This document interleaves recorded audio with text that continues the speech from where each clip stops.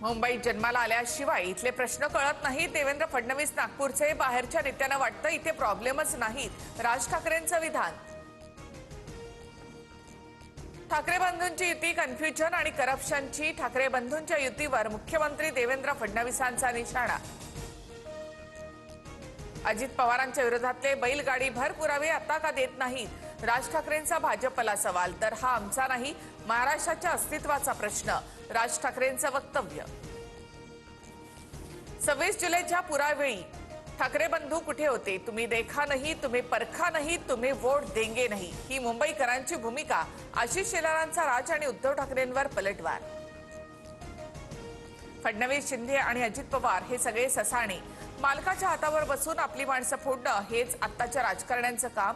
राज ठाकरेंचा निशाणा. ठाकरेंनी मराठी माणसासाठी काय केलं? देवाभाऊंच्या नेतृत्वात मराठी माणसाला सन्मानाची मालकी हक्क घर मिळतंय. चित्रा वाघ यांचा पलटवार. जिल्हा परिषद निवडणुकीनंतर दोन्ही राष्ट्रवादी एकत्र येण्याबाबत विचार करू.